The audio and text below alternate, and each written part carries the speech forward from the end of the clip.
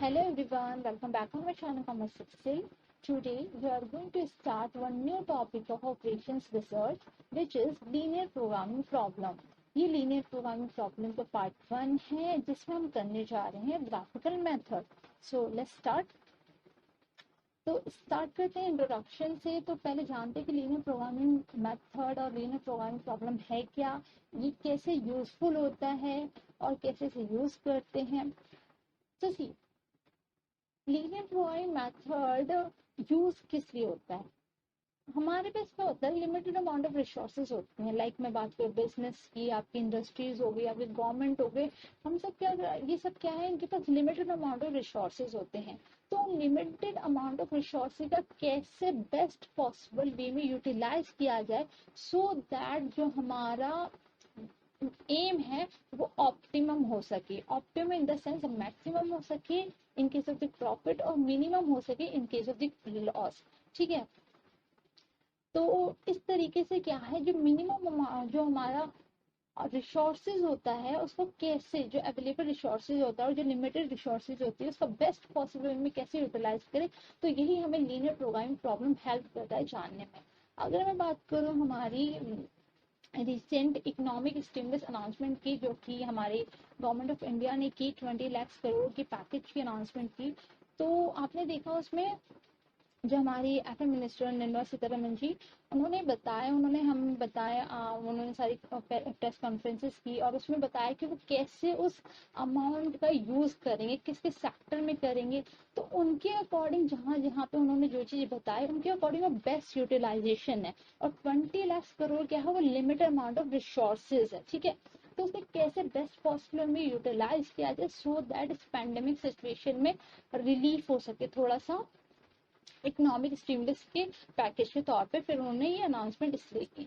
तो अगर मैं बात करूं यहाँ पे जो मैंने लिखी है इनकी, तो यहाँ पे देखो, linear programming is a way through which business, industry, government etcetera allocate the available resources in the best possible way. ठीक है, linear programming is a mathematical technique, एक मैथमेटिकल टेक्निक है जिससे हम फाइंड करते हैं एक ऑप्टिमम वैल्यू। ऑप्टिमम का मतलब क्या है, मैक्सिमम करना है या मिनिमम, दोनों ही ऑप्टिमम वे होगा। ठीक है, वैल्यू का फंक्शन किसको हमें ऑप्टिमम करना होता है उसे हम कहते हैं ऑब्जेक्टिव फंक्शन। ऑब्जेक्टिव फंक्शन को ही तो करेंगे ऑप्टिमम की। आपका ऑब्जेक्टिव क्या है, क्या आप अपने प्रॉफिट को मैक्सिमम करना चाहते हो, कॉस्ट को मिनिमम करना चाहते हो, तो आपका ऑब्जेक्टिव क्या है। और वो ऑब्जेक्टिव क्या है, वो डिपेंड करती है आपके सेवरल इंडिपेंडेंट वेरिएबल्स पे। These variables are subject to various restrictions. और वो जो वेरिएबल्स होते हैं वो उनमें कैसे रेस्ट्रिक्शंस होते हैं। लाइक मैं लैंड, लेबर की बात करूं तो ये क्या है, आपके पास लिमिटेड बिजनेस के कंटेक्स्ट में बात कर रही हूँ तो लिमिटेड अमाउंट ही है। ठीक है, तो वो और वो इंडिपेंडेंट भी है। तो उनका कैसे बेस्ट पॉसिबल वे में यूज किया जाए कि जो ऑब्जेक्टिव फंक्शन है वो ऑप्टिमम हो। ठीक है, और इसे एक्सप्रेस करते हैं एज इक्वेशंस और इनइक्वालिटीज के फॉर्म में। सी कुछ एसेंशियल पार्ट्स है आपके इसमें लीनियर प्रोग्रामिंग में जो आपको ध्यान रखनी चाहिए। फर्स्ट है अ set of non negative restrictions. Non negative restriction का मतलब यहाँ क्या है कि हम यहाँ पे जो है ओनली पॉजिटिव वैल्यू को ही कंसीडर करते हैं, क्योंकि नेगेटिव सॉल्यूशन का एज सच हम इंटरेस्टेड नहीं होते उसमें।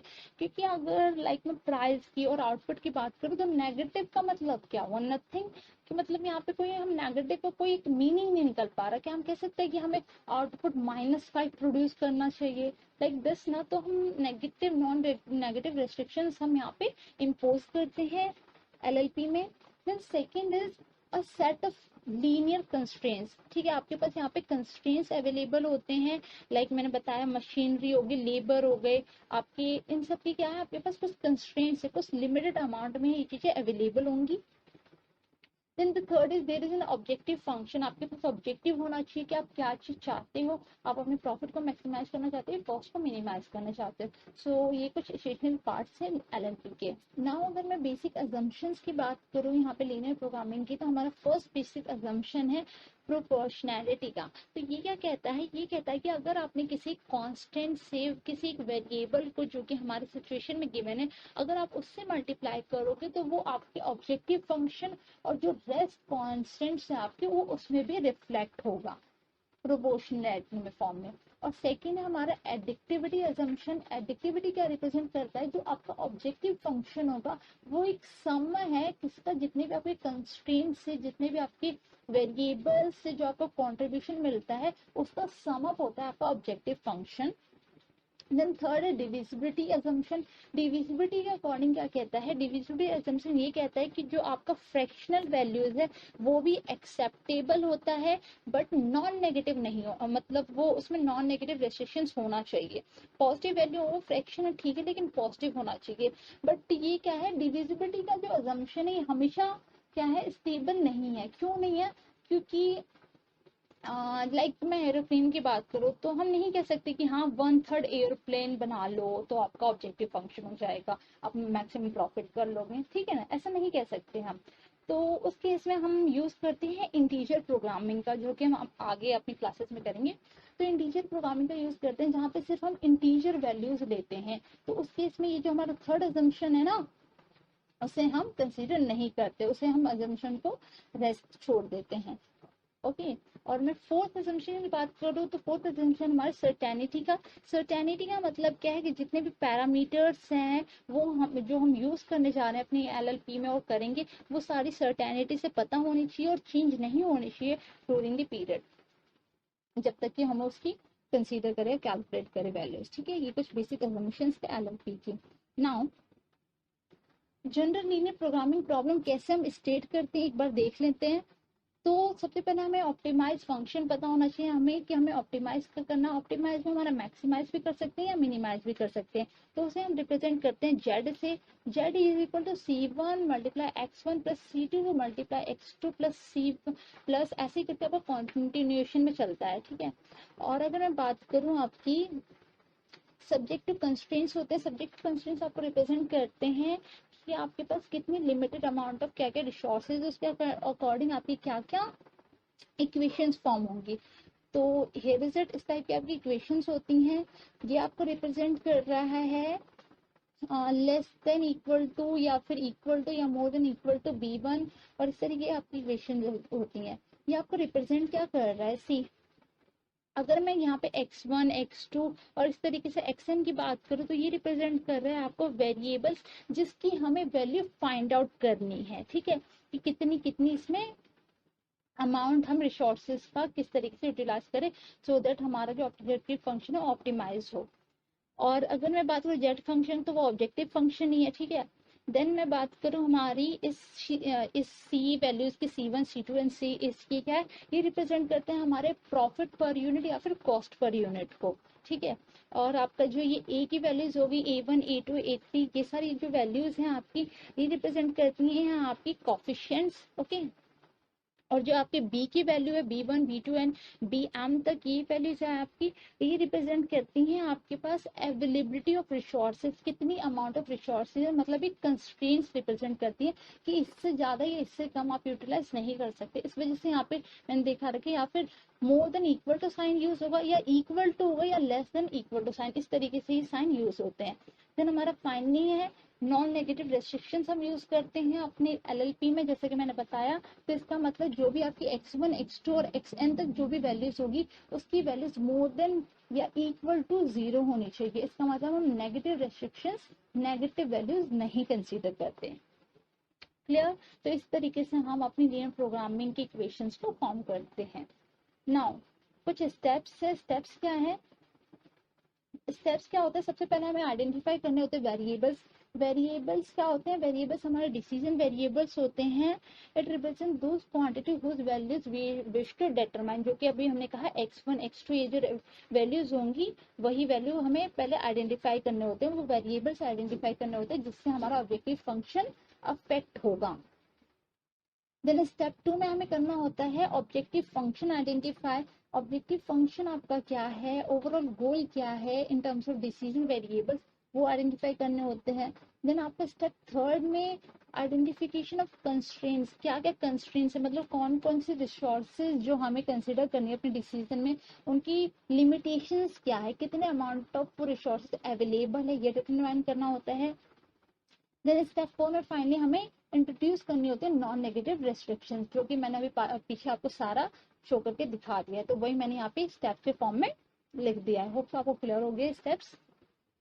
नाउ बात करते हैं सॉल्विंग लीनियर इनइक्वालिटीज की। तो अब भाई बात में समझ आ गई कि लीनियर इक्वालिटीज कैसे बनाते हैं, कैसे क्या है इसकी बेसिक्स क्या है, ठीक है, सारी चीजें क्लियर होगी। बट बात आती है कि अल्टीमेटली हमें चाहिए तो सॉल्यूशन ना। तो सॉल्यूशन कैसे फाइंड आउट करेंगे? सॉल्यूशन फाइंड आउट करने के लिए हमारे पास दो मेथड है यहाँ पे। सो फर्स्ट है हमारा ग्राफिकल मेथड एंड सेकेंड है हमारा simplex method. If I am talking about graphical method, then graphical method की जो एप्लीकेबिलिटी है वो ओनली 2 वेरिएबल्स तक ही लिमिटेड है। ऑल्दो इसे हम 3 वेरिएबल्स में भी यूज करते हैं, बट ये प्रैक्टिकल में उतना यूज नहीं होता और in practice it becomes difficult task. So उस डिफिकल्ट टास्क को करने से अच्छा है हम क्या करें, हमारे पास कोई दूसरा मेथड जिसे हम सिंप्लीफाइड वे में कर सकते हैं। तो उसके वे के लिए हमारे पास एक मेथड होता है जिसे कहते हैं हम सिंप्लेक्स मेथड। तो सिंप्लेक्स मेथड में क्या है, सिंप्लेक्स मेथड हम 2 वेरिएबल जिसमें इन्वॉल्व हो वो भी हम सिंप्लेक्स मेथड सॉल्व कर सकते हैं, एंड 2 से ज्यादा वेरिएबल्स अगर इन्वॉल्व होंगे हमारे डिसीजन वेरिएबल्स तो वो हम सिंप्लेक्स मेथड से सॉल्व करेंगे। Clear? So in this video we are going to do graphical method, जैसा कि मैंने वीडियो के स्टार्टिंग में कहा था। सो ग्राफिकल मेथड क्या है? ग्राफिकल मेथड जो कि जैसे नाम से समझ आ रहा है, जिसे हम ग्राफ से यूज करके सॉल्यूशन फाइंड आउट करेंगे, कितना कितना अमाउंट ऑफ रिसोर्सेज हमें कहाँ किस तरह से यूज करना चाहिए ताकि हमारा जो ऑब्जेक्टिव फंक्शन हो वो ऑप्टिमम हो। सो ग्राफिकल मेथड के कुछ स्टेप्स है वो देख लो। सबसे पहले क्या करना होता है, हमें जो हमारी कंस्ट्रेंट्स है, जो मैंने बताया सब्जेक्टिव कंस्ट्रेंट्स जो होंगी हमारी, वो इनइक्वालिटी के फॉर्म में होंगी, दैट इज लेस देन या मोर देन, इस तरीके के फॉर्म में होंगी। तो उसे हमें पहले इक्वालिटी के फॉर्म में कन्वर्ट करना होगा, ठीक है। देन सेकंड क्या है, हमें जो हमारे पास इक्वालिटी के फॉर्म में आ जाएगी, फिर उसकी वैल्यूज फाइंड आउट करेंगे, एक्स और वाई की वैल्यू। एक्स और वाई की वैल्यू की अब बात क्या करेंगे, हम उसे ग्राफिकली इक्वेशन को अपने प्लॉट करेंगे। प्लॉट करने के बाद हम क्या करेंगे, फाइंड करेंगे फिजिबल रीजन को। और फिजिबल रीजन कैसे फाइंड आउट होंगे ये सब मैं भी बताऊंगी, डोंट वरी। बस यहाँ पे अभी स्टेप्स को थोड़ा माइंड में रख के फिर करेंगे तो ज्यादा से चीजें क्लियर होती हैं। फोर्थ है डिटरमाइन द कॉर्नर पॉइंट्स। जो फिजिबल रीजन फाइंड आउट होगा ना उसके कॉर्नर पॉइंट्स को डिटरमाइन करना होगा। And after determination of the corner point we have to determine the optimum solution. और जो कॉर्नर पॉइंट्स है उनका यूज करके आपको ऑप्टिमम सॉल्यूशन फाइंड आउट करना है। So let's begin. स्टार्ट करते हैं हमारे एग्जाम्पल से। सो एग्जाम्पल के लिए सी, मैंने यहाँ पे डायरेक्ट इक्वेशंस लिए हैं। ऑल्दो अगर आपको क्वेश्चन नरेशन के फॉर्म्स में हो एंड देन आपको इक्वेशंस फॉर्म करनी हो तो आप वैसे भी कर सकते हो। सो वो तो आपको आएगा विद प्रैक्टिस, आपको प्रैक्टिस करने पड़ेंगे वो इक्वेशंस बनाने की। तो in this video my main agenda is to tell you कि आप कैसे, और आपको ये समझाना कि कैसे आप ग्राफिकल मेथड से इन इक्वेशंस को सॉल्व कर सकते हो, ठीक है। तो इस वजह से मैंने यहाँ पे डायरेक्ट इक्वेशन से ली है। तो आप देखो हमारा जो क्वेश्चन है, एग्जांपल है, वो कह रहा है मैक्सिमाइज करना है हमें जेड फंक्शन को। जेड है हमारा 10x प्लस 6y, एंड जो हमारा सब्जेक्ट टू कंस्ट्रेंट है वो हमारा 3x plus Y less than and equal to 12 and 2x plus 5y less than and equal to 34। ये हमारे दो सब्जेक्ट्स टू कंस्ट्रेंट्स हैं, ओके। देन हमारा है x and y more than and equal to 0। ये तो हमें पता है, नॉन नेगेटिव रेस्ट्रिक्शंस के लिए हमें ये यूज ही करना होता है। ऑलवेज याद रखना ये यूज आपको करना ही होगा ग्राफिकल मेथड के लिए और एलएलपी में। Clear? Now see the solution. तो हमारा सॉल्यूशन हम स्टेप बाय स्टेप यहाँ पे करेंगे। तो स्टेप 1 क्या कह रहा था हमारा, याद हो तो आपको, हमने कहा स्टेप 1 हमें कहता है कि जो आपकी इनइक्वालिटीज होंगी उसको इक्वालिटीज में आपको कन्वर्ट करनी है। तो जो हमारी इक्वेशंस थी इनइक्वालिटीज के फॉर्म में थी कि वो लेस देन और इक्वल थी, तो उसे इक्वालिटी के फॉर्म में हमने यहाँ पे कन्वर्ट कर दिया। You can see first equation हो गया 3x plus Y is equal to 12 and second है हमारा 2x plus Y is equal to 34, ठीक है। सेकेंड इक्वेशन क्या कहती है, सेकेंड इक्वेशन कहती है आप प्लॉट करो इस अब इक्वालिटी के फॉर्म इक्वेशंस को ग्राफिकली प्लॉट करना है। तो ग्राफिकली प्लॉट करने से पहले हमें क्या करना होता है, एक्स और वाई की वैल्यूज फाइंड आउट करनी है। तो अगर मैं फर्स्ट इक्वेशन को लूँ और इसकी वैल्यू फाइंड आउट करूँ तो मैं लेती हूँ, ठीक है, ये मैंने फर्स्ट इक्वेशन ले ली जो कि 3x plus Y is equal to 12। तो यहाँ पे अगर मैं x की वैल्यू 0 पुट करूंगी तो y की वैल्यू मेरी कितनी आ जाएगी 12, और अगर मैं y की वैल्यू 0 पुट करूंगी तो मेरी x की वैल्यू कितनी आ जाएगी 4, ठीक है।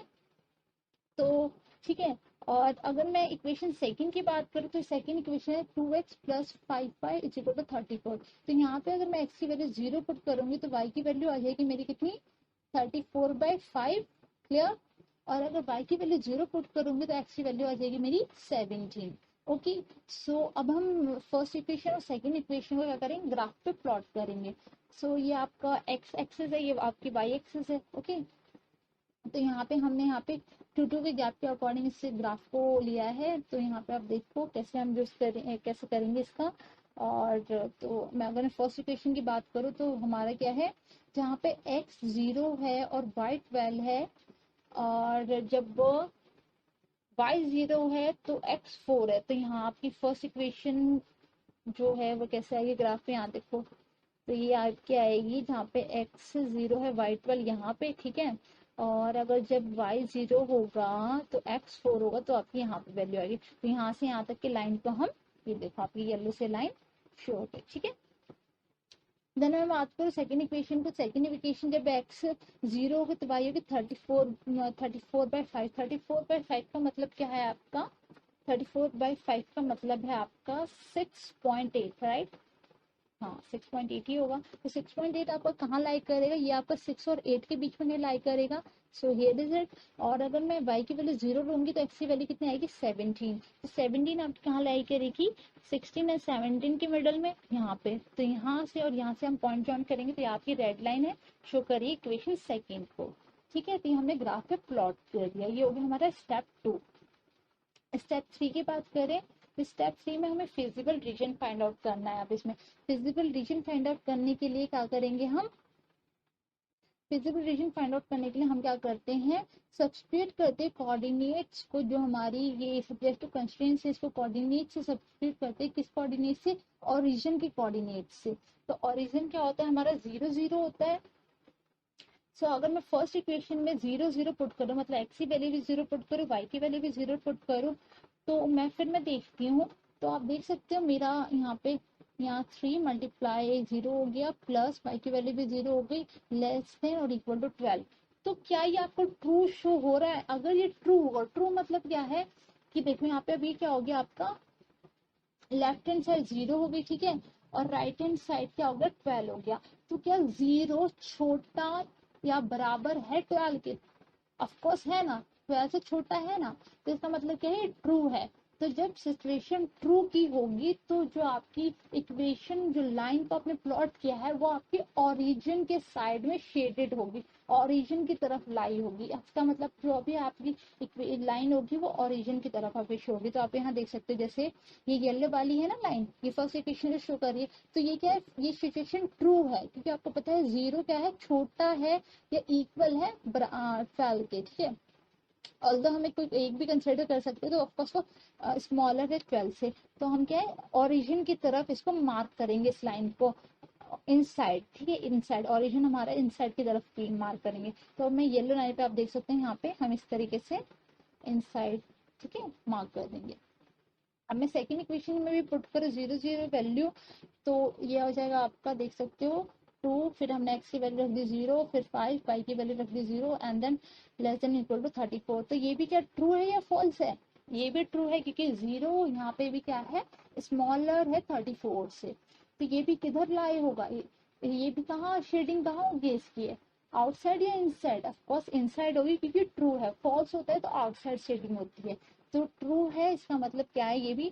तो ये वाली जो रेड वाली लाइन दिख रही है आपको, इसको भी हम क्या कर देंगे, इनसाइड कर देंगे, इसकी शेडिंग। ये देख सकते हो आप रेड लाइन से, इस तरीके से हम, ये इसका इनसाइड हो गया ना, ओरिजिन के साइड होता है इनसाइड, ठीक है।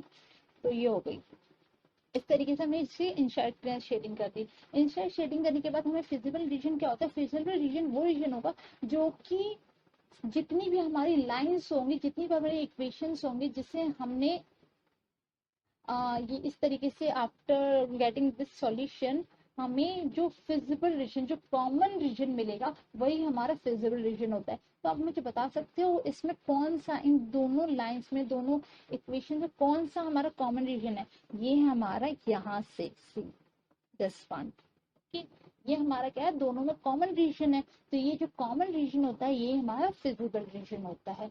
क्लियर? नाउ मैं स्टेप 4 की बात करूँ तो स्टेप 4 में क्या करना है हमें, स्टेप 4 में आप देख सकते हो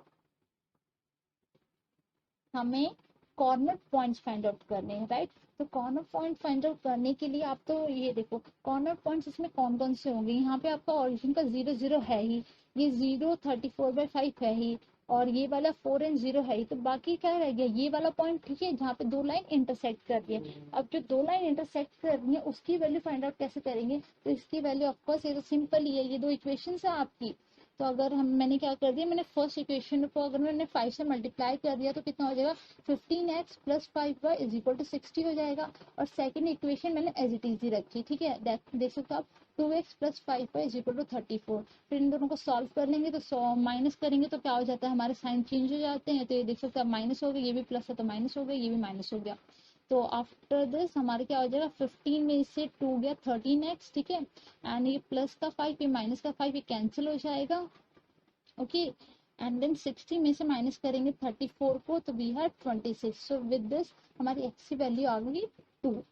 now put the value of x in equation first. तो इक्वेशन फर्स्ट में x की वैल्यू पुट करने पे, दैट इज 2 पुट करने पे x की जगह पे हमें क्या मिलेगी, y की वैल्यू मिलेगी, जो कि y की वैल्यू आ गई हमारी 6, ओके। तो इस वाली पॉइंट की जहाँ पे दोनों लाइन इंटरसेक्ट हो रही है, इसकी पॉइंट क्या आ गई, x की वैल्यू 2 एंड y की वैल्यू 6। सो यू कैन सी, ठीक है। तो ये आपका रीजन हो गया, जो कि फिजिबल रीजन हो गया, और फिजिबल रीजन से हमें कॉर्नर पॉइंट्स डिटरमाइन करनी है। सो अब इन कॉर्नर पॉइंट्स की हेल्प से कैसे हम पता करें कि कौन सा पॉइंट है और किस लेवल को हमें चूज करना चाहिए, सो दैट हमारा जो प्रॉफिट है वो मैक्सिमम हो। तो ये कैसे डिटरमाइन करेंगे, इसके लिए हमें करना पड़ेगा स्टेप 5। स्टेप 5 में क्या करना है, डिटरमाइन करना ऑप्टिमम सॉल्यूशन को। हम वो चारों पॉइंट्स ले लेंगे। हमारे चारों पॉइंट्स हैं हमारे ओरिजिन का, that is 0 0, then 4 and 0, 2 6 and 0 34/5, ये वैल्यूज है, ये हमारे चार कॉर्नर पॉइंट्स से। इन कॉर्नर पॉइंट्स को हमें क्या करना है, जो हमारा ऑब्जेक्टिव फंक्शन होगा, ऑब्जेक्टिव फंक्शन है 10x + 6y, इसमें इन पॉइंट्स को पुट करना है। तो देखते हैं क्या क्या, देखो आपने हमारा जो ऑब्जेक्टिव फंक्शन है, मैं 0 0 की बात करूँ, x और y की वैल्यू यहाँ पे 0 0 ली है। फिर यहाँ पे सेकंड में x की वैल्यू 4 है, y की वैल्यू 0 पुट की है हमने, देख सकते हो आप 10 को मल्टीप्लाई किया है 4 से, देन प्लस 6 को मल्टीप्लाई किया है 0 से। इसी तरह थर्ड इक्वेशन, फोर्थ इक्वेशन है, हमने की वैल्यूज पुट कर दी है x एंड y के, जो रिस्पेक्टिव में इनके दिए हुए हैं। देन इससे हमारा जो टोटल वैल्यू है वो क्या आई है, जब हमारा ओरिजिन जो होगा कॉर्नर पॉइंट 0 0, उस केस में जो हमारा ऑब्जेक्टिव फंक्शन की वैल्यू आई वो है 0। देन अगर हम हमारा 4 और 0 पॉइंट कंसीडर करेंगे कॉर्नर पॉइंट का, तो उस केस में ऑब्जेक्टिव फंक्शन की वैल्यू आएगी 40, एंड देन 2 एंड 6 के केस में 56 आई ऑब्जेक्टिव फंक्शन, एंड 0 34/5 के केस में आई 204/5। So you can clearly see किस केस में आपको ज्यादा प्रॉफिट मिल रहा है, जो आपका ऑब्जेक्टिव फंक्शन है मैक्सिमाइज किस केस में है। ये आप देख सकते हो, ये है हमारा जब हम 2 यूनिट x का प्रोड्यूस करेंगे एंड 6 यूनिट्स y का प्रोड्यूस करेंगे, क्लियर। इस तरीके से हम क्या करते हैं, अपना डिटरमाइन करते हैं कि लिमिटेड अमाउंट ऑफ रिसोर्सेज को कैसे यूटिलाइज करें। Therefore the objective function is maximise at x = 2 and y = 6, yielding maximum value of z which is 56, okay. इस तरीके से हम क्या करते हैं, एलएलपी में ग्राफिकल मेथड से सॉल्यूशन फाइंड आउट करते हैं। लेकिन हमारे ग्राफिकल मेथड में कुछ एक्सेप्शनल केसेस होते हैं। स्टार्ट करते हैं हमारे some exceptional cases under graphical method में, जो कि हमारा फर्स्ट इनफिजिबल सॉल्यूशन। ये क्या है, sometimes the system of the constraints in a linear programming problem has no point which satisfies all the constraints. कई बार क्या होता है, ऐसे हमें पॉइंट नहीं मिलता, ऐसे हमें सिस्टम में सॉल्यूशन नहीं मिलता जो कि हर एक कंस्ट्रेंट को सेटिस्फाई करे। इसे बेटर समझ से एग्जांपल की हेल्प से आपको ये मैक्सिमाइज करना, Z function 4x + 2y subject to constraint से आपका 2x + 3y <= 18, फर्स्ट है ये आपका कंस्ट्रेंट, एंड सेकंड है x + y <= 10, ठीक है। तो इसे क्या करेंगे, इसे और x एंड y आपका <= 0 रहेगा, क्योंकि ये नॉन नेगेटिव रेस्ट्रिक्शन है जो कि आप हमें इम्पोज करना ही होता है। देन आप देखो यहाँ पे आपका ये x एक्सिस है, ये आपकी y एक्सिस हो गई, ठीक है। ये आपके हमने यहाँ पे इनकी वैल्यूज ले ली, ठीक है। उसके बाद क्या करना है, हमें इनकी वैल्यूज फाइंड आउट करनी है। जैसे मैंने अभी आपको स्टेप बाय स्टेप पूरा सॉल्यूशन बताया इसके ग्राफिकल मेथड से, वैसे आपकी इसकी वैल्यूज x और y की फाइंड आउट करनी है, उसको यहाँ पे प्लॉट करना है, ठीक है। तो मैंने यहाँ पे डायरेक्टली इनकी वैल्यूज फाइंड आउट किया। आप इनकी फर्स्ट एंड सेकंड इक्वेशन की वैल्यूज फाइंड आउट कर लेना। अगर मैं आपको बताऊँ फर्स्ट इक्वेशन की क्या लिए कैसे लिए, तो पहले इसको इनइक्वालिटी से इक्वालिटी में कन्वर्ट करेंगे, स्टेप बाय स्टेप चलना, ठीक है। मैंने यहाँ पे डायरेक्टली अभी ले लिया है। तो जब हमने इनइक्वालिटी से इक्वालिटी में कन्वर्ट किया तो ये आपकी लेस देन इक्वल टू का साइन हट के यहाँ पे रिमूव हो गई, इक्वल टू का साइन आ जाएगा फर्स्ट इक्वेशन में। सो 2x + 3y = 18 हो गया। जब हम यहाँ पे x की वैल्यू 0 पुट करेंगे तो y की वैल्यू कितनी आएगी, यहाँ पे फर्स्ट इक्वेशन में 6, और y की वैल्यू सिर्फ 0 पुट करेंगे तो x की वैल्यू आएगी 9, ठीक है। और अगर मैं सेकंड इक्वेशन की बात करूँ तो यहाँ पे आपका मोर देन इनइक्वल का साइन रिमूव होके हमारा अब इक्वल का साइन कंसीडर करेंगे, क्योंकि हमने इनइक्वालिटी को इक्वालिटी में हमें कन्वर्ट करना होता है पहले। तो इसमें हम क्या करेंगे, अगर मैं यहाँ पे x की वैल्यू 0 रखूंगी तो वैल्यू कितनी आएगी, y आएगी 10, और y की वैल्यू 0 रखूंगी तो x की वैल्यू आएगी 10। सो इन दोनों इक्वेशंस को हमें क्या करना है, ग्राफिकली प्लॉट करना है। ओके, तो अगर मैं फर्स्ट इक्वेशन की बात करूँ तो x की वैल्यू 0 होगी तो y की वैल्यू 6 है, तो आपका यहाँ पे होगा, ठीक है। और जब y की वैल्यू 0 होगी तो x की वैल्यू 9 है, जो कि आपकी यहाँ पे 8 और 10 के बीच में यहाँ पे लाई करेगी, ठीक है। तो इन दोनों पॉइंट्स को हम यहाँ पे आपकी येलो लाइन से ज्वाइन हो गई, ये फर्स्ट इक्वेशन को शो हो रही है। देन सेकंड इक्वेशन में x की वैल्यू 0 होगी तो y की वैल्यू 10 होगी, जो कि यहाँ पे आपकी लाई करेगी। एंड देन जब y की वैल्यू 0 होगी तो x की वैल्यू 10 होगी, जो कि आपकी यहाँ लाई करेगी। तो इन दोनों को ज्वाइन करने पे आपकी ये आ गई पिंक लाइन से शो हो गई, ठीक है। और मैंने यहाँ पे इसके पॉइंट्स भी बता दिए हैं आपको, ठीक है, ये रहा आपके पॉइंट्स। ओके, देन हमें क्या करना है, अब हमें पता करना है कि ये क्या है, इसका फिजिबल रीजन क्या है। फिजिबल रीजन के लिए पहले हमें देखना पड़ेगा कि ये ट्रू फॉल्स है या नहीं है। ट्रू फॉल्स के मैंने बताया था क्या करना होता है, हमें इनकी वैल्यूज में क्या करनी होती है, इनइक्वालिटीज में 0 0 पुट करना होता है x और y की। तो अगर मैं फर्स्ट इक्वेशन की बात करूँ तो ये क्या है, ट्रू या फॉल्स है। सी, अगर मैं यहाँ पे x की वैल्यू 0 रखूँ, y की वैल्यू भी 0 रखूँ, तो क्या 0 लेस देन और इक्वल टू 18 है, हाँ जी है। तो इसका मतलब जो आपकी फर्स्ट इक्वेशन है जो कि हमने येलो लाइन से शो किए हुए, ये किधर लाई करेगी, ये किधर की तरफ फॉल होगी, हमारी आउटसाइड हमेशा शेड करेंगे या इनसाइड, ऑफ कोर्स इनसाइड करेंगे क्योंकि ये ट्रू है। तो आप देख सकते हैं यहाँ पे येलो वाले को हम इनसाइड ऐसे कर देंगे शेडेड, ठीक है।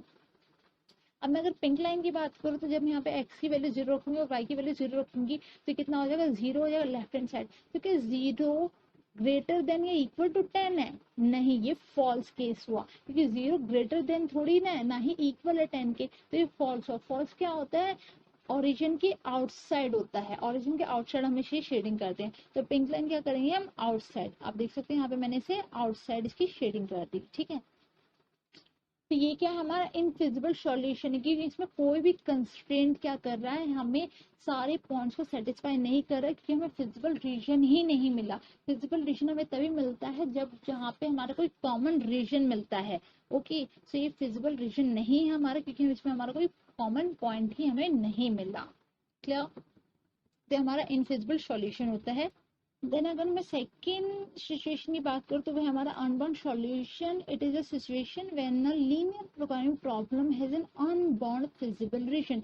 से यहाँ पे फिजिबल रीजन तो मिलता है लेकिन वो अनबाउंड होता है, मतलब वो किसी कॉमन पॉइंट से बाउंड नहीं होता। तो ये कैसे होता है, इस एग्जांपल से समझते हैं। इसकी यहाँ पे मैक्सिमाइज करना है हमें जेड के फंक्शन को, जो है कि 16x + 25y है।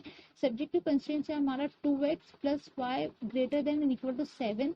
सेकेंड इक्वेशन है x + y greater than equal to 5। Third equation है 2x + 5 है greater than and equal to 16।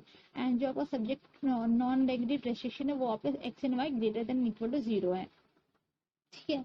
Then यहाँ पे आपको ये x एक्सिस, ये आपके y एक्सिस हो गए, ये आपकी वैल्यूज हो गई, ठीक है। तो मैं बता चुकी हूँ ऑलरेडी, आपको ये step by step he solve करके देखना है, फिर आपको ग्राफिकल ग्राफ को प्लॉट करना है। मैं यहाँ पे डायरेक्टली भी प्लॉट करी क्योंकि मैंने ऑलरेडी बता दी कि कैसे प्लॉट करते हैं।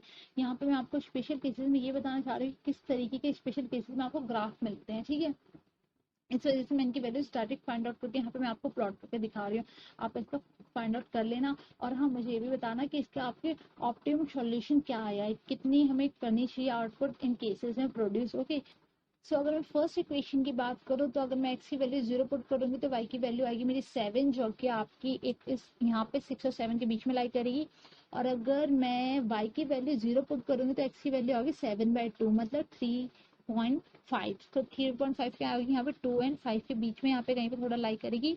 तो इन दोनों पॉइंट्स को हम जब यहाँ पे मिला देंगे, पिंक लाइन आप देख सकते हैं यहाँ पे आपकी ये फर्स्ट इक्वेशन को शो कर रहा है। सेकंड इक्वेशन में क्या है, अगर एक्स की वैल्यू 0 पुट करेंगे तो वाई की वैल्यू 5 आएगी, और वाई की वैल्यू 0 पुट करेंगे तो एक्स की वैल्यू 5 आएगी। इसका मतलब यहाँ पे आपका 4 और 6 के बीच में यहाँ पे 5 लाई करेगा, और यहाँ पे भी। तो इन दोनों पॉइंट्स को हम क्या कर देंगे, यहाँ पे ज्वाइन कर देंगे। ठीक है, तो ये हो गया आपका 0 5 और यहाँ हो गया 5 0। देन थर्ड इक्वेशन की बात करें, थर्ड इक्वेशन में एक्स की वैल्यू अगर 0 होगी तो वाई की वैल्यू कितनी होगी आपकी 16/5। ठीक है, ओके, तो यहाँ आपका 16/5 आएगा। यहाँ 2 और 4 के बीच में कम से यहाँ पे समथिंग लाई करेगा। और अगर y की वैल्यू 0 होगी तो x की वैल्यू कितनी आएगी, 8 आएगी। तो यहाँ पे 8, इन दोनों पॉइंट्स को ज्वाइन किया तो हमारी ये ब्लू वाली लाइन शो होगी। तो यहाँ पे वैल्यू आपकी 0 एंड 3.2। ठीक है, मतलब 16/5 का मतलब क्या हुआ, 3.2 ही हुआ ना। और यहाँ पे होगी आपकी 8 एंड 0। ठीक है, ये क्लियर हो गया। अब क्या करना है, अब हमें फाइंड आउट करना है कि इसका फिजिबल रीजन क्या है। तो अगर मैं बात करूँ फिजिबल रीजन के लिए, तो कहाँ कहाँ ये किस साइड की शेडिंग हो रही है वो डिटरमाइन करना है। तो अगर फर्स्ट इक्वेशन की बात करूँ और यहाँ पे अगर एक्स और वाई की वैल्यू 0 0 पुट कर दो, क्या 0 ग्रेटर देन इक्वल टू 7 है, नहीं, इसका मतलब फॉल्स है। तो जो आपके पिंक वाली लाइन है कहाँ जाएगी, किधर शेडिंग करनी है इसकी, इनसाइड या आउटसाइड, ऑफकोर्स आउटसाइड, क्योंकि फॉल्स है। तो इसकी क्या करेंगे हम, आउटसाइड शेडिंग कर देंगे इधर के साइड। ठीक है, इस तरीके से। देन अगर मैं सेकंड इक्वेशन की बात करूं, तो अगर मैं यहाँ पे x और y की वैल्यू 0 0 पुट करूंगी तो क्या है, 0 ग्रेटर देन इक्वल टू 5 है, नहीं, यहाँ पे भी ये फॉल्स है। तो इसका मतलब जो ग्रीन वाली लाइन है ये भी क्या होगी, आउटसाइड शेडिंग की जाएगी इसकी भी। ठीक है, इस तरह। ओके, देन मैं थर्ड इक्वेशन की बात करूँ, थर्ड इक्वेशन क्या है, यहाँ पे अगर मैं x और y की वैल्यू 0 0 पुट करूँ तो ये भी क्या है, 0 ग्रेटर देन इक्वल टू 16 है, ऑफकोर्स नहीं है। तो ये भी क्या है, फॉल्स है। तो ये भी क्या होगा, आउटसाइड, इसकी भी शेडिंग होगी। तो आप देख सकते हैं यहाँ पे तीनों इक्वेशन जो है ये क्या है, आउटसाइड है। तो जो फिजिबल रीजन क्या हुआ, ये हमारा ये वाला फिजिबल रीजन हुआ। ठीक है, तो ये अनबाउंडेड है। ये क्या है, हमारा कोई कॉर्नर पॉइंट से हमारे पास नहीं पता, कि कॉर्नर पॉइंट से बिल्कुल बाउंडेड फॉर्म में नहीं है हमारे पास। तो इसे कहते हैं हम अनबाउंडेड सॉल्यूशन, जो कि हमारे किसी कॉर्नर पॉइंट से बिल्कुल बाउंड होके नहीं होता। ठीक है, देन हमारा थर्ड है मल्टीपल ऑप्टिमल सॉल्यूशन। नाम से समझ आ रहा है कि मल्टीपल सॉल्यूशन जहाँ पे मिले। It is a situation when there is possibility of more than one optimal solution. जैसे कि अभी हमने अपने एग्जांपल में किया समझने के लिए जो क्वेश्चन, तो वहाँ पे हमारा एक ही पॉइंट है, that is 2 units of for x and 6 units for y. ये हमारा सॉल्यूशन मिला, तो वो ही एक पॉइंट है जहाँ पे हमें मैक्सिमम हमारा प्रॉफिट हो रहा था। लेकिन ऐसा होता है कि जो 56 जैसा हमारा आया था ना आंसर, वैसे 56 अगर दो ऐसे पॉइंट हो, दो से ज्यादा ऐसे पॉइंट हो, तो वैसे किसी को कहते हैं मल्टीपल ऑपरेशन सॉल्यूशन। मतलब जो जेड है, जेड की वैल्यू सेम आएगी एक से ज्यादा पॉइंट्स पे। सो इसके लिए कंडीशन होना चाहिए आपकी, कंडीशन, पहला कंडीशन है the objective function must be parallel to a constraint. जो आपका ऑब्जेक्टिव फंक्शन होना चाहिए ना, वो किसी ना किसी एक, जो सब्जेक्ट कंस्ट्रेंट्स लेते हैं ना हम, उसमें से किसी एक से आपका पैरेलल जरूर होगा। ठीक है, आइडेंटिफाई करने का फॉर्मूला है, ध्यान रखना। ठीक है, इस तरीके से आप आइडेंटिफाई कर सकते हैं कि ये मल्टीपल ऑप्शन सॉल्यूशन है या नहीं है। And the constraint must from the boundary of visible region in the direction of the optimum movement of the objective function. Example के लिए देखो, आप ये मैक्सिमाइज करना है z की वैल्यू जो कि है 4x plus 3y। Subject to constraint है आपका first 3x plus 4y less than and equal to 24। Second equation है 8x plus 6y less than and equal to 48। Third equation है आपकी x less than 5। Fourth equation है y less than and equal to 6। And आपका of course x and y greater than equal to 0 तो होते ही हैं। ठीक है, तो देखो क्या करना था यहाँ पे हमें, जो हमारा एक सब्जेक्ट टू कंस्ट्रेंट होना चाहिए ना, वो पैरेलल होना चाहिए हमारे ऑब्जेक्टिव फंक्शन से। तो इन चारों जो इक्वेशन हमने सब्जेक्ट टू कंस्ट्रेंट के बता सकते हैं इसमें से कौन सा इक्वेशन पैरेलल है हमारे ऑब्जेक्टिव फंक्शन से।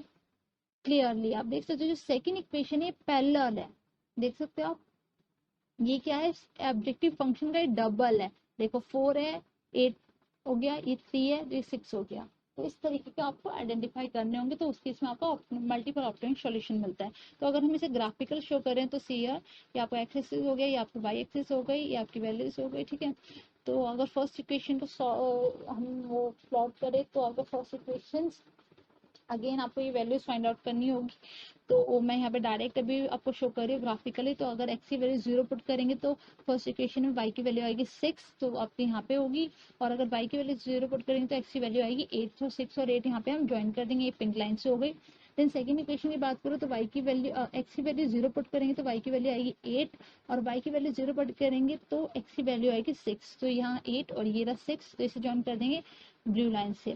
देन हमारा जो x is great less than and equal to 5, तो यहाँ पे आपका x चली जाएगी आपकी वर्टिकल फॉर्म में 5 से, और इसी तरह y आ जाएगी आपके यहाँ से शो हो जाएगी, ठीक है, देख सकता हूँ वर्टिकल फॉर्म, ठीक है, ये हॉरिजॉन्टल फॉर्म में आपकी y लाइन शो हो गई 6 से। अब हमें फाइंड करना है कि किस तरफ ये इसका शेडेड एरिया होगा। तो शेडेड एरिया के लिए ट्रू एंड फॉल्स चेक करना होता है। ट्रू एंड फॉल्स चेक करने के लिए 0 0 पुट करेंगे हर एक इक्वेशन में x और y की वैल्यू। तो फर्स्ट इक्वेशन में 0 0 पुट करने पे x और y की वैल्यू कितनी आ जाएगी, तो क्या 0 less than and equal to 24 है, ऑफ कोर्स हाँ ये है। तो इसका मतलब जो फर्स्ट इक्वेशन है जो कि आपकी पिंक इक्वेशन है वो किस तरफ लाई करेगी, किस तरफ शेडिंग होगी, इसकी होगी हमारी इनसाइड, ठीक है। तो इनसाइड आपकी यहाँ पे शेडिंग हो जाएगी इसकी इस तरीके से। देन जो सेकंड इक्वेशन है ये भी क्या ट्रू है या फॉल्स है। जब हम यहाँ पे भी एक्स और वाई की वैल्यू 0 0 पुट करेंगे तो हमारा क्या 0 लेस देन इक्वल टू 48 है, हाँ जी है। तो इसका मतलब जो आपकी ब्लू वाली लाइन है ये भी क्या हो जाएगी, इनसाइड आपकी इसकी शेडिंग हो जाएगी। देन आपका थर्ड इक्वेशन की बात करें तो 0 लेस देन इक्वल टू 5 है, हाँ जी है। तो ये आपकी ग्रीन वाली लाइन भी इनसाइड शेडिंग हो जाएगी आपकी। And then fourth equation finally pi की वैल्यू 0 पुट करूंगी तो क्या 0 लेस देन इक्वल टू 6 है, ऑफकोर्स ये भी है। तो ये भी इनसाइडेड शेडिंग हो जाएगी। तो यहाँ पे फिजिबल रीजन क्या होगा, फिजिबल रीजन दिस वन, ठीक है, ये पूरा ओके। तो ये हो गया हमारा फिजिबल रीजन। तो जब आप इसे सॉल्व करोगे तो इस तरीके से इसमें फाइंड आउट किया जाता है। और जब आप इसे सॉल्व करोगे जो आपकी जेड की वैल्यू आएगी वो मैं आपको बता दूं, जेड की वैल्यू आपकी जो आएगी वो 24 आएगी, ठीक है। इसे सॉल्व करके मुझे जरूर बताना कमेंट सेक्शन में कैसे आपने सॉल्व किया। तो जो 24 आएगा ना वो आपके दो ऐसे पॉइंट होंगे जहाँ पे 24 आएगी वैल्यू, ठीक है, और वो आपका मैक्सिमम वैल्यू होगा। अब मुझे ये बताना, मैंने आपको आंसर तो बता दिया 24 आएगा, लेकिन मुझे ये बताना वो कौन कौन से पॉइंट्स है, ठीक है। और मैंने आपको ये भी बता दिया फिजिबल रीजन क्या आ रहा है, सब कुछ बता ही दिया, बस मुझे अब बताना पॉइंट्स कौन कौन से हैं। तो ऐसे कोई दो पॉइंट आएंगे जहाँ पे आपकी जेड की वैल्यू 24 आएगी, ठीक है। तो इस तरीके से multiple optimal solution find out किया जाता है। अगर आपको जरा सा भी कोई डाउट है तो वीडियो को दोबारा से देख लेना। मैंने स्टार्टिंग में जिस हिसाब से स्टेप बाय स्टेप आपको क्लियर करवाया वैसे ही इन सबको भी सॉल्व करना है एंड बताना। मेरा यहाँ पे मेन मोटिव है इससे इन केसेस में आपको बताना कि किस तरीके से फाइंड आउट किया जाता है और कौन कौन से केसेस है, ठीक है, एक्सेप्शनल केसेस ग्राफिकल में।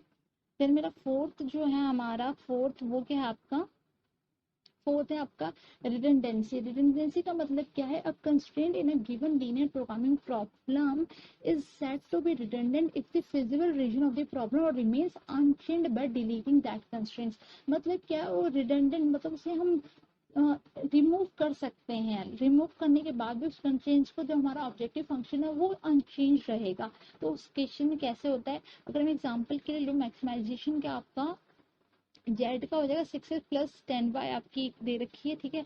सब्जेक्ट टू कंस्ट्रेंट है 2x plus y greater than equal to 10। Second है x greater than equal to 6। Third है y greater than equal to 2। x and y आपको ग्रेटर देन इक्वल टू 0 होता ही है। Then ये आपका x हो गया एक्सेस, ये y एक्सेस हो गया, ये आपकी वैल्यूज हो गई। फर्स्ट इक्वेशन को प्लॉट करो तो मैं क्या आ जाएगा, अगर मैं एक्स की वैल्यू 0 पुट करूँ, सी मैं यहाँ पर डायरेक्ट कर रही हूँ इस वजह से मैं इनइक्वालिटीज को इक्वालिटी में भी चेंज नहीं कर रही इस तरीके से, लेकिन ये स्टेप बाय स्टेप आपको बिल्कुल वैसे ही करना है, ठीक है। अगेन अगेन मैं ये बात बोल रही हूँ कि आपको कंफ्यूजन ना हो जाए। मैं यहाँ पे अभी सिर्फ डायरेक्टली प्लॉट कर रही हूँ ग्राफिकल, इन ग्राफिकल वे में, ठीक है। तो पहले आपको इसे इक्वालिटीज फॉर्म में कन्वर्ट करना होता है।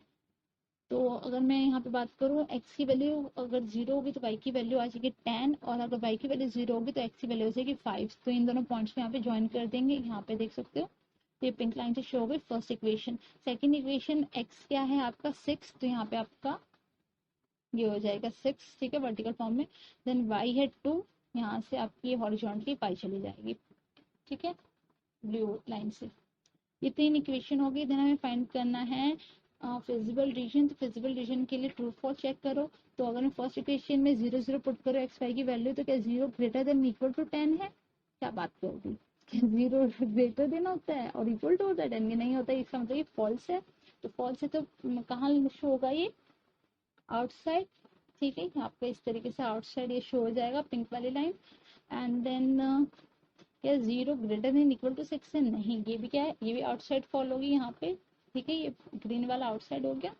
एंड देन y जो है ये भी क्या greater than in equal to 2 है? नहीं, ये भी क्या होगा, आउटसाइड होगा। ये इसका मतलब तीनों इक्वेशन फॉल्स है, तो आउटसाइड हो गया, ठीक है।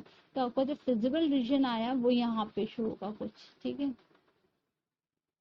तो आप देख सकते हो जो ये वाली पिंक वाली आपकी लाइन है ये रिडंडेंसी कंस्ट्रेंट है, क्योंकि आप इसको नहीं भी कंसिडर करोगे फिर भी जो आपका जो सॉल्यूशन होगा ना वो अफेक्ट नहीं होगा, जो आपका ऑप्टिमम सॉल्यूशन है वो अफेक्ट नहीं होगा।